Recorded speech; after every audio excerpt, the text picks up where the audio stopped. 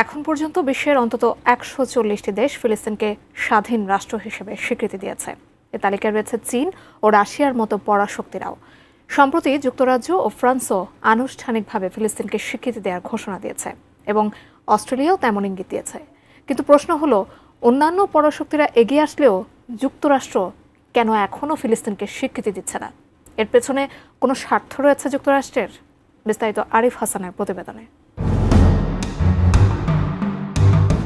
জাতিসংঘের ১৯৩টি দেশের মধ্যে প্রায় ১৩৮টি দেশ সহ সর্বমোট ১৪০টি দেশ এখন পর্যন্ত ফিলিস্তিনকে স্বাধীন রাষ্ট্র হিসেবে স্বীকৃতি দিয়েছে। চলতি সপ্তাহের মধ্যে ফিলিস্তিনকে আনুষ্ঠানিকভাবে স্বীকৃতি দেওয়ার ঘোষণা দিয়েছেন যুক্তরাজ্যের প্রধানমন্ত্রী কিয়ার স্টারমার। ইতিমধ্যে এই তালিকায় আছে চীন, রাশিয়ার মতো পরাশক্তিরাও। সম্প্রতি ফ্রান্সও আনুষ্ঠানিকভাবে ফিলিস্তিনকে স্বাধীন রাষ্ট্র হিসেবে ঘোষণা দেওয়ার কথা জানিয়েছে। কিন্তু বিশ্বের অন্যতম পরাশক্তিরা স্বীকৃতি দিতে এগিয়ে আসলেও যুক্তরাষ্ট্র এখন পর্যন্ত আগ্রহ দেখায়নি। ফিলিস্তিন এখনও জাতিসংঘে পূর্ণ সদস্য নয়। বর্তমানে তারা আছে নন মেম্বার অবজারভার স্টেট হিসেবে। এই তালিকায় ফিলিস্তিন ছাড়াও আরও আছে ভ্যাটিকান সিটির নাম।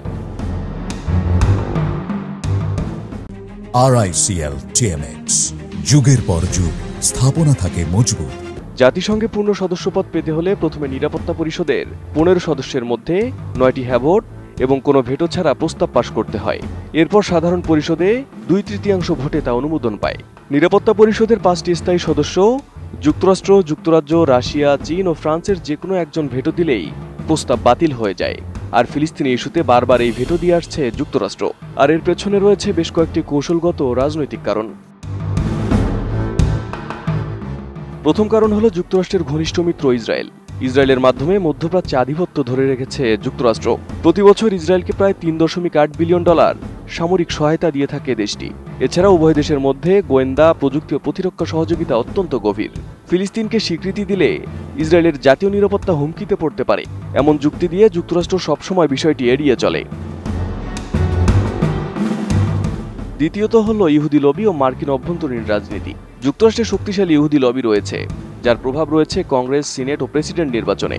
এপ্যাক, জে স্ট্রিট সহ বেশ কিছু ইসরায়েলপন্থী লবি গ্রুপ নিরবিচ্ছিন্নভাবে ফিলিস্তিন স্বীকৃতির বিপক্ষে প্রচার চালিয়ে যাচ্ছে। প্রেসিডেন্ট নির্বাচনে ডেমোক্র্যাট বা রিপাবলিকানরা উভয় ইহুদি ভোটার ও দাতাদের গুরুত্ব বিবেচনা করে চলেন। তৃতীয়ত ফিলিস্তিনের অভ্যন্তরীণ দ্বন্দ্ব, নিরাপত্তা উদ্বেগ। ফিলিস্তিন ভূখণ্ডে এখন দুইটি রাজনৈতিক গোষ্ঠীর কর্তৃত্ব রয়েছে, পশ্চিম তীরে ফাতাহ এবং গাজায় হামাস। যুক্তরাষ্ট্র হামাসকে সন্ত্রাসী সংগঠন হিসেবে বিবেচনা করে।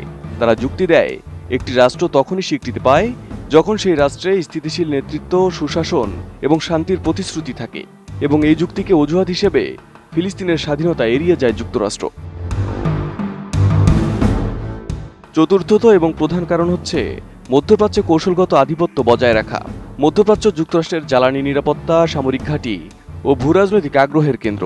ইসরায়েলকে ঘিরে যুক্তরাষ্ট্র মধ্যপ্রাচ্যে তার কৌশলগত নিরাপত্তা বলয় গড়ে তুলেছে।